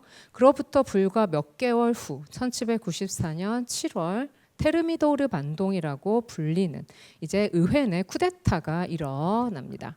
그래서 로베스피에르와 그 일파는 다 단두대에서 처형을 당하고 그 이후 이제 혁명은 부르주아 중심으로 다시 보수화된 길을 걸어가게 됩니다.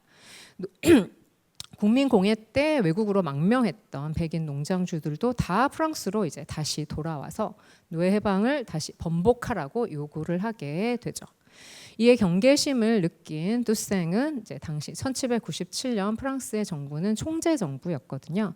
총재 정부에게 이러한 편지를 보냅니다. 그래서 일단 자유의 은총을 누려본 이들은 결코 이를 다시 빼앗길 수가 없다. 옛날에는 노예제보다 더 나은 삶의 조건을 알지 못했기에 노예제를 감수했지만 한 번 자유를 누려본 이상 우리는 이제 목숨이 1000개 있다면 그 목숨 1000개를 다 바쳐서라도 우리 자유를 지킬 것이다. 그러니 생도맹그의 노예제를 부활시킬 꿈도 꾸지 마라. 만일 노예제를 부활시키기 위해 우리 섬에 온다면 너희 눈엔 차라리 다시 노예가 될지언정 생도맹그를 잿더미로 만들고 말겠다라는 내용의 편지를 총재 정부에 보냅니다. 여기서 백인들과 투생의 이제 생각이 갈라지죠.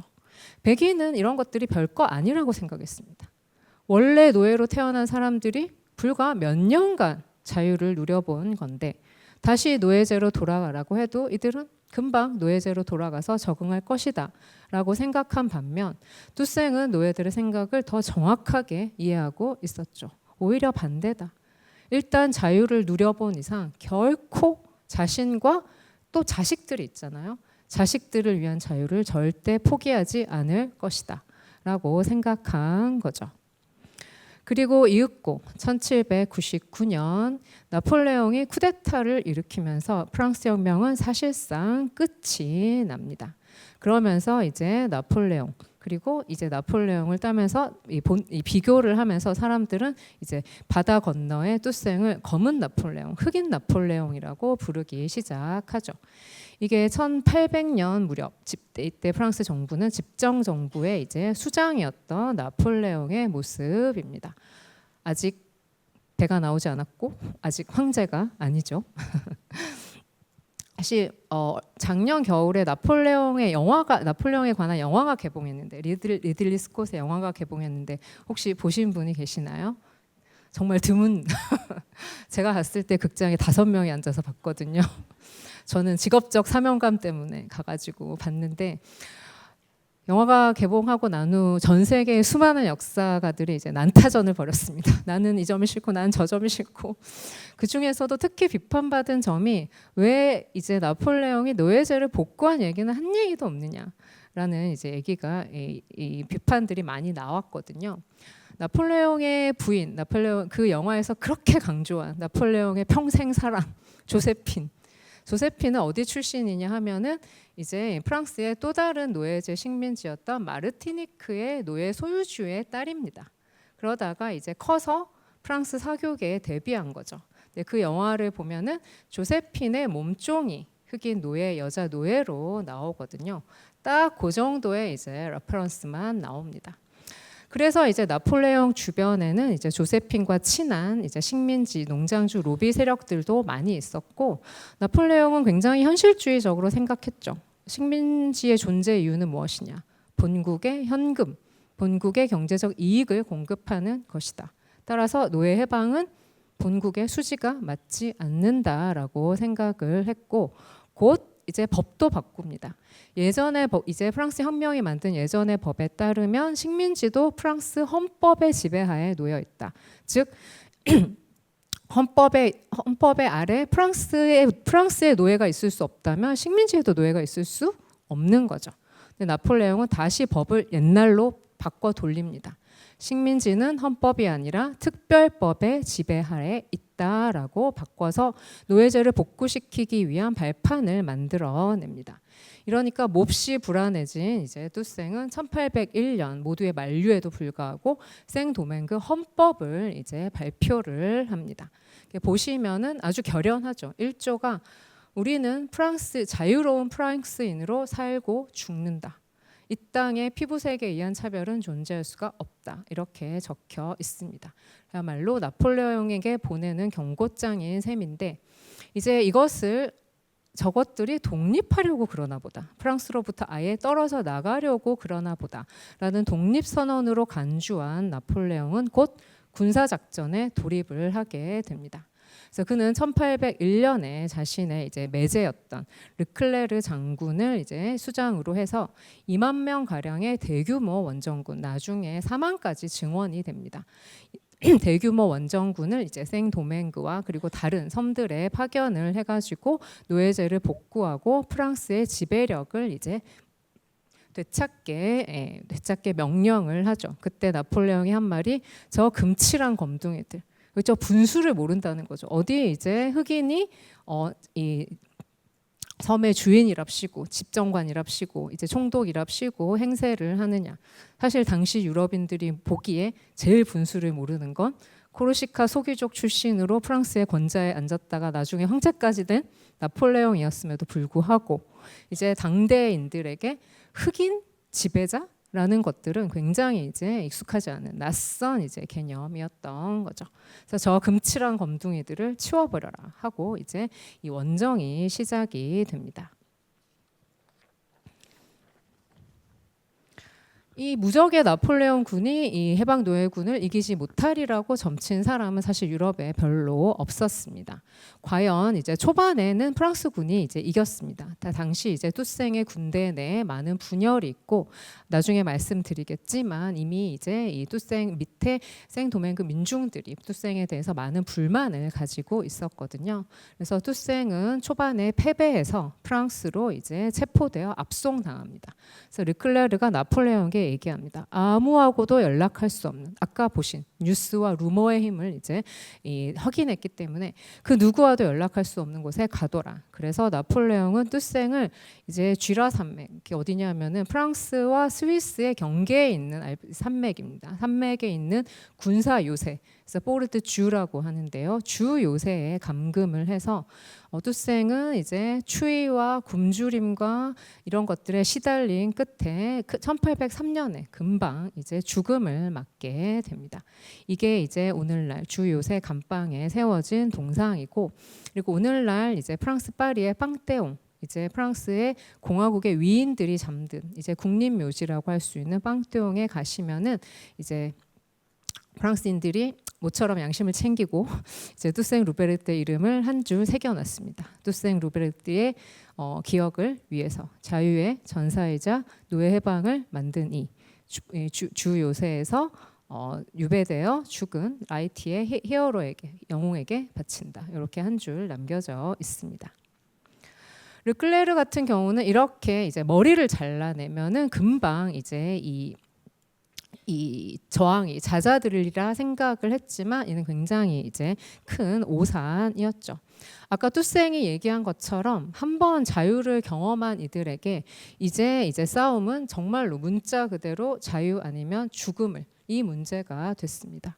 유럽인들에게 이거는 수사였지만 이제 이 노예들에게 혁명은 하든지 아니면 죽든지의 문제가 된 거죠. 그래서 생도맹그의 전 인민이 나서서 결사항전에 이제 임하게 됩니다. 여기서 이제 투생의 부하 장군으로서 새로운 지도자가 된 사람이 장자크 데살린 장군이죠. 그래서 긍정적으로 그리면 초상화가 이렇게 나오고 유럽으로 퍼진 초상화는 주로 이랬습니다. 그래서 별명은 도살자. 왜냐하면 투생과 달리 데살린은 굉장히 아프리카 색이 강한 인물이고, 또 아까 이 블랙 자코뱅을 쓴 제임스의 표현에 따르면 무식쟁이 군인이라서 투생처럼 많은 생각을 하지 않았다. 그냥 상대가 칼을 쓰면 나도 칼을 쓰고, 상대가 죽이면 나도 죽이고, 그래서 굉장히 이제 단순하게 전쟁에 임했다는 거죠. 그래서 굉장히 많은 백인을 학살해서 유럽에서는 도살자라는 별명으로 이제 불렸습니다. 당시 프랑스군의 전황은 매우 좋지 않았죠. 이제 원래 투생과 데살린의 전략은 뭐냐 하면은 이제 우기가 올 때까지 기다리는 거였습니다. 시간을 벌면서 기다리면은 이 섬에 토착 전염병인 황열병이 돌게 되거든요. 그래서 이제 섬에 오래 있던 사람들은 면역이 되어 있지만 섬에 처음 온 유럽인들은 이 황열병에 잘 걸리는 걸 알고 있었기 때문에 우기가 올 때까지 시간을 벌자고 했는데 마침내 그 우기가 온 거죠. 그래서 황열병이 프랑스 국내에 돌기 시작하자 하루에 수백 명씩 이제 죽어 나갑니다. 그리고 르클레르가 이제 자기 휘하에 다 모아두었던 이제 흑인 노예 해방 노예 병사들과 유색인 자유민 병사들은 계속 탈영하고 반란을 이제 일으키게 됩니다. 그래서 이제 절망한 르클레르는 이제 이 자유민 유색인과 해방 노예를 가리지 않고 이들을 학살을 하기 시작을 하죠.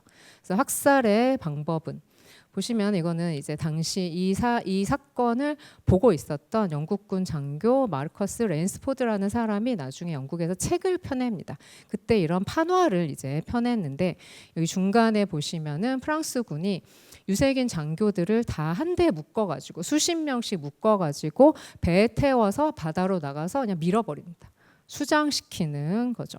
그리고 나중에 르클레르가 황열병으로 죽고 나서 이제 후임으로 온 로샹보 장군 같은 경우는 쿠바에서 이제 사나운 사냥개들을 데리고 와가지고 이 사냥개들이 이제 흑인 노예 해방 노예들을 물어뜯게 이제 시킵니다. 이런 상황이 되었고 이제 르클레르는 이렇게 얘기를 합니다. 이 섬은 이제 희망이 없다. 차라리 싹 다 죽이고 새로운 노예를 수입하는 길밖에 없다.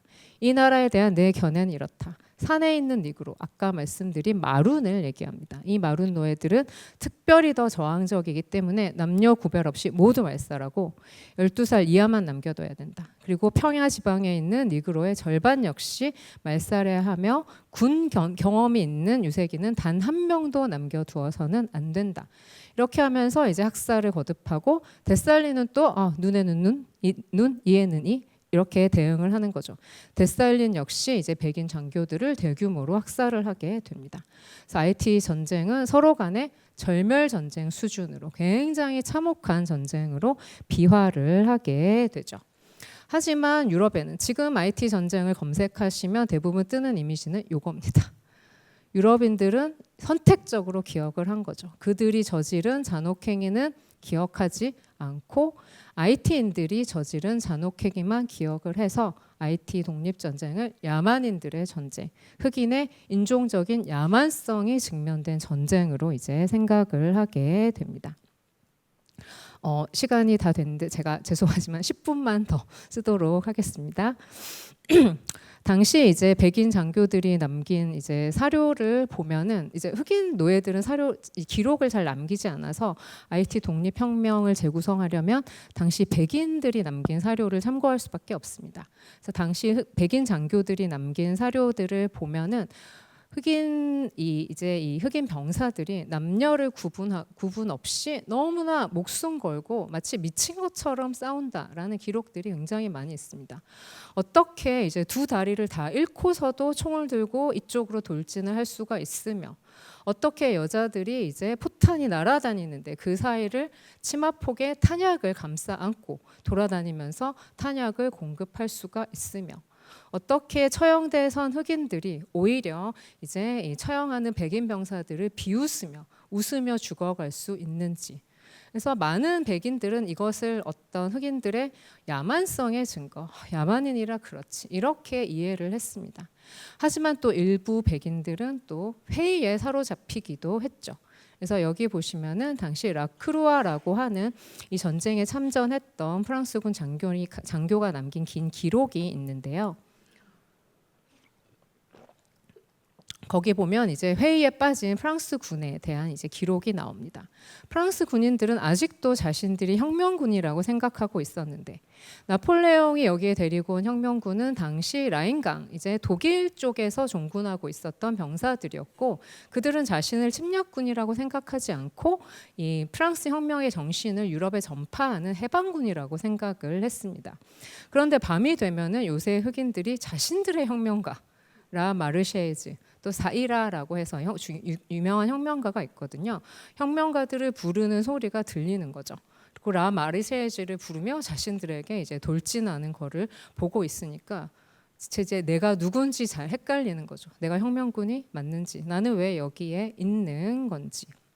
그래서 당시 나폴레옹이 이 아이티에 온 프랑스 군대에 징집되었던 폴란드 군대 중 일부는 아예 탈영을 해버립니다. 아예 탈영을 해서 아이티 쪽에 붙기도 했습니다. 이러한 잔혹한 전쟁의 결과 1803년 연말이면 결국 데살리는 프랑스 원정군을 패퇴시킵니다. 프랑스가 보낸 3, 4만 명 가운데 남은 장병은 수천 명에 지나지 않았고 아이티의 생도맹그의 인민들은 더 많이 죽었죠. 10만 명 이상이 이 전쟁에서 사망을 했습니다. 그리고 1804년 1월 1일에 이제 이 데살리는 우리는 이제 저렇게 잔혹한 식민 모국과 볼 일이 없다. 우리는 이제 독립한다. 그리고 전쟁을 통해서 이 프랑스의 정이 떨어질 대로 떨어진 너무나 프랑스를 증오하게 된 데살리는 이름도 바꿔버립니다. 그래서 이 나라 이름도 프랑스식 이름인 생도맹그가 아니라 옛날에 이제 이미 절멸되었지만 옛날에 이 히스파니올라의 원주민들, 선주민들이 이 섬을 아이티라고 불렀거든요. 그래서 그 섬의 이름을 따와서 아이티라고 부르고 이 그림을 보시면은 프랑스 이 혁명기인 삼세기에서 원래 이 삼세기에서 흰색은 왕당파를 상징을 했거든요. 왕가를 상징을 했거든요. 그래서 흰색을 찢어내 가지고 옆에 보면 옆에 이 여성이 이제 깁고 있습니다. 그래서 이게 지금도 이제 아이티의 국기가 된 거죠. 그래서 데살리는 나는 아메리카를 위해 복수했다라고 외침으로써 이제 굉장히 새로운 현상이 아메리카에 나타나게 되죠.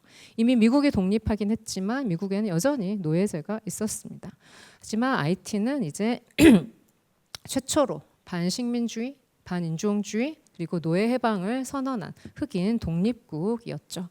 덕분에 아이티는 이후 엄청난 고난의 세월을 보내게 되고 오늘날까지도 고난의 역사를 이제 쓰게 되긴 합니다만, 하지만 IT 혁명이 창조한 이런 보편적인 이제 인권 내에서도 불협화음이 역시 있었습니다. 이제 뚜생의 체제 그리고 뚜생의 뒤를 이은 IT의 지배자들 모두 공통의 문제에 직면을 했습니다. 이 섬들은 다 단일 경작 체제에 특화가 되어 있기 때문에 나중에 식민지 대부분의 문제가 됩니다. 경제적인 자립성이 없는 거예요. 그래서 뚜생은 대농장 체제를 재건하지 않고는 섬의 경제를 재건할 수가 없고, 그리고 섬의 경제를 재건하지 않고는 이 식량이나 탄약을 살 현금을 벌 수가 없습니다. 따라서 이 사방에 있는 이 노예제를 복구시키려는 사방의 적들로부터 자유를 지킬 수가 없습니다. 따라서 자유의 몸이 된 해방 노예들은 이제 대농장의 노동자가 돼서 근면하게 일해야 되고 거부하면 처벌한다. 그래서 거의 경찰 국가를 방불하게 하는 이들의 이제 노동을 강제하고 이동을 제한하게 됩니다. 하지만 해방 노예들의 입장은 다르죠. 그들에게 중요한 자유는 내가 신분적으로 법적으로 자유라는 문제가 아니라 내가 어떻게 살고 있느냐, 내가 얼마나 사회 경제적 권리를 가지고 있느냐가 자유의 더 중요한 내용이었습니다. 그들은 결코 노예제를 연상시키는 대농장으로 돌아갈 수 없다고 생각했습니다. 그래서 그들은 대농장 토지를 분할하거나 아니면 상간 토지를 개간해서 자영농이 되어서 내 삶의 주인이 되기를 바랬죠. 그래서 나중에 이제 뚜생이 위기에 처했을 때 생도맹그의 민중들이 뚜생에 응하지 않았던 겁니다. 그래서 뚜생은 이제 이 더 큰 자유의 대의를 지키기 위해서 이 해방 노예들의 노동권과 이동권을 제약한다는 역설에 사로잡히게 되는데요. 이 얘기는 나중에 프랑스가 이제 이 다른 식민지의 이 노예제를 최종적으로 폐지했을 때도 비슷하게 반복이 됩니다. 아이티는 노예 해방을 지켜냈지만 프랑스의 다른 식민지들은 노예 해방을 지켜내지 못했고 노예제가 복구됩니다. 그리고 마침내 최종적으로 노예제가 폐지된 것은 1848년에 프랑스에서 다시 한번 혁명이 일어나면서 2월 혁명이 일어나고 제2공화국, 두 번째 공화국이 수립되면서였습니다. 그래서 보통 이거를 검색하시면 이 그림이 제일 먼저 뜰 겁니다. 그래서 유명한 그림인데요.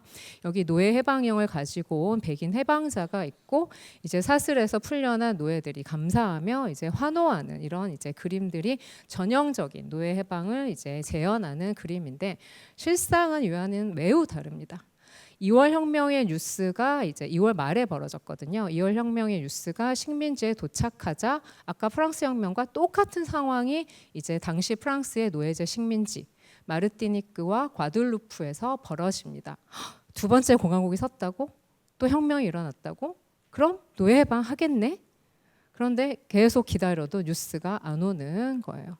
아까 말씀드린 이제 기대의 문화와 예언적 루머와 이 기다림의 이제 위험이 계속 이제 커진 결과 5월에 이제 마르티니크에서 노예들이 대대적인 반란을 일으킵니다. 이러자 이제 총독들은 제2의 IT 혁명이 일어날까 두려운 나머지 노예 해방령을 선포해 버립니다. 과들루프와 마르티니크의 5월에 이미 노예 해방령을 선포해 버리죠. 그래서 본국에서는 4월에 이제 최종적으로 노예 해방령을 통과시키고 이제 이 노예 해방령을 쥐어서 이제 가서 선포해라 하고 위임관을 이제 보냈는데 이제 그 사람이 6월에 섬에 도착해 보니까 우리는 이미 다 해방했는데 이런 상황이 되어 있었던 거죠. 하지만 노예제 폐지 후 식민지에서는 아까와 아주 비슷한 상황이 벌어집니다. 식민지 유색인들은 이제 동등한 프랑스 시민이고 심지어 투표도 가능합니다. 이 공화국은 보통 이제 이 투표권을 이제 보통 선거제를 도입을 했거든요. 남성 보통 선거제. 하지만 대농장 노동은 의무로 이제 강제하는 거죠. 우리가 너희들에게 자유를 주었으니 너희는 노동으로 우리 자유의 빚을 갚아야 한다라고 주장을 했고 그리고 이제 노예제를 폐지하면서 정부는 대규모의 배상금을 준비를 하는데 이 배상금은 평생토록 인간의 권리를 침해당한 노예가 아니라 백인 농장주에게로 돌아갑니다. 왜냐하면 이 백인 농장주들은 노예라는 자산을 이제 내어놓음으로써 재산권을 침해당했기 때문이죠. 이처럼 인간의 권리는 보편적이라고 천명되었지만 시민권과 재산권과 노동권은 사실상 여러 방향으로 이제 갈등을 빚었습니다. 그래서 이제 마지막으로 이제 흔히 프랑스 혁명은 인권 혁명이다라고 얘기를 하고 실제로 1989년에 프랑스 혁명 200주년 때 캐치프레이즈가 이거였습니다. 이제 프랑스 혁명이 별로 인기가 없어지는 듯하자 우리는 이것을 인권 혁명으로 재발명하겠다라고 한 거죠. 하지만 이런 수사는 사실상 앞에서 보신 것처럼 이렇게 엎치락 뒤치락하는 혁명기 권리를 둘러싼 투쟁을 은폐한 후에야 가능한 것이고 프랑스 혁명기에 인간의 권리를 보편적으로 만든 것은 인권 선언이 아니라 실상 흑인 노예들의 창과 피였습니다. 이런 이야기들이 이미 과거의 이야기라고 생각하실 수 있겠지만 사실 제가 지금도 열심히 노예제를 공부하는 이유 그리고 지금 전 세계적으로 굉장히 노예제에 대한 기념 사업이나 기억의 정치 이런 것들이 굉장히 치열하게 많이 벌어지고 있는 이유는 사실 이것이 굉장히 이 현재적인 메시지를 가지고 있기 때문입니다. 현재 이 글로벌 자본주의 하에 굉장히 참혹한 노동 체제 노동은 여전히 굉장히 개서제화되어 있죠.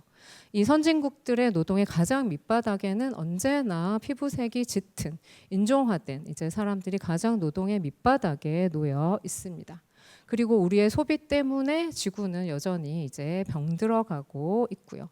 그렇게 볼 때 노예제는 다른 형태로 여전히 우리 곁에 있고 너무 과격하게 들릴 수도 있겠지만 저는 솔직히 노예제는 자본주의의 드림 컴츄루라고 생각을 합니다. 특정 상황에서 특정 국면에서 자본주의가 바라던 것 인간의 노동력을 완전한 대상으로 만드는 것이 그때 가능했던 거죠. 그래서 남의 말을 빌리자면은 이제 미국의 정치학자인 낸시 프레이저 같은 경우는 자본주의를 일컬어 식인 자본주의다. 인간의 목숨과 돌봄과 재생산과 지구와 민주주의와 이 모든 것을 다 먹어치우는 식인 자본주의라고 명명을 하는데요. 저는 노예제야말로 이 식인 자본주의의 총화라고 생각을 하고 우리가 지켜보지 않으면 언제라도 사실 다시 돌아올 수 있다고 생각을 합니다. 그래서 과거는 이미 지나가 버린 것이 아니고 그래도 이 절망하지 않고 또 어떤 희망을 키울 수 있는 것은 노예제에 대항해서 언제나 저항했던 사람들의 역사를 우리가 이제 기억할 수가 있기 때문이죠. 제가 가지고 온 인용문은 좀 뜬금없긴 하지만 제가 너무 좋아하는 인용문이라서 가지고 왔습니다. 그래서 발터 베냐민은 역사를 어떻게 이용할 것인가에 대해서 아주 통상적이지 않은 이용법을 제안했습니다. 그래서 과거를 역사적으로 표현한다는 것은 우리가 흔히 알듯이 과거의 사실을 그대로 서술하는 것이 아니라 오히려 위험의 순간에 섬광처럼 스치는 어떤 기억을 붙잡는 것을 뜻한다. 그래서 과거의 세대와 그들은 이미 죽었지만 현재의 세대 사이에는 암묵적인 약속이 있다. 우리는 과거의 세대의 저항의 기억으로부터 우리의 저항의 힘을 다시 이제 일깨울 수 있다는 거죠. 베냐민은 억압받은 자들의 전통은 우리가 지금 살고 있는 비상사태가 베냐민은 비상사태에 살았죠. 파시즘의 세계에 살았으니까요. 비상사태가 상대임을 가르쳐 준다. 노예들은 200년간 비상상태 속에 살았습니다. 그렇게 되면 진정한 비상사태를 도래시키는 것이 우리의 과제로 떠오를 것이다. 그리고 마침내 IT 혁명을 통해서 진정한 이제 비상사태를 도래시킨 거죠. 그래서 우리가 위기의 순간, 지금은 위기의 순간이죠. 아무도 부인할 수 없는, 지금도 너무 더운데 생태기후학자들은 올해가 당신의 인생에서 가장 시원한 해일 것이라고 얘기합니다. 왜냐하면 지구는 날이 갈수록 더 더워질 것이기 때문에 이 위기의 순간에 우리가 할 일은 더 이상 승리자의 서사를 수용하는 것이 아니라 그것은 이미 유통기한이 끝났습니다. 발전의 서사, 우리가 계속 발전하고 팽창하고 소비할 수 있으리라 하는 서사는 이미 유통기한이 끝났기 때문에 패배한 자들의 기억과 억압받은 자들의 전통을 중심으로 역사를 다시 기억하는 것이 매우 중요하고 그것을 통해서 우리는 미래를 새롭게 또 상상할 수 있다고 생각을 합니다. 마지막으로 제가 가져온 이제 이 그림은 이거는 카리브해 그레나다 밑에 바닷속에 있는 이제 조각상인데 과거와 현재가 겹치는 많은 것을 보여줘서 이제 마지막으로 이제 가지고 왔습니다. 시간이 많이 돼서 이제 설명은 생략을 하겠지만 설명은 이제 짧게만 드리면은 원래 이제 이 저자는 그것을 의도하지 않았는데 이 바닷속에 있는 이 동상을 본 사람들이 저마다 이렇게 얘기했습니다. 이것은 이 노예무역 당시 바다에 잠겨서 희생된 노예무역의 희생자들을 추모하는 것이 아니냐라고 이제 얘기를 했죠. 또 동시에 오늘날 바다를 건너다가 죽어간 수많은 난민들과 또 이주 노동자들을 떠올리게도 합니다. 또한 하지만 또 이들은 절망적이게 또 희생되어 있는 모습으로 있지 않거든요. 두 손을 잡고 대오를 지어 서 있는 모습은 그럼에도 불구하고 회복과 보상을 향한 해방을 향한 희망을 잃지 않는 그런 모습을 보여줍니다. 이게 2007년인데 이제 이 작가의 의도대로 그 이후에 이 조상에 계속 산호들이 이제 들러붙고 바다 생물이 이제 들러붙어서 지금은 거의 자연물과 똑같아졌습니다. 그래서 이제 제가 말씀드린 이런 메시지들이 잘 표현된 이제 그런 동상이라고 생각돼서 제가 한번 마지막 이미지로 가져와 봤습니다. 제가 시간을 많이 초과했네요. 잘 경청해 주셔서 감사합니다.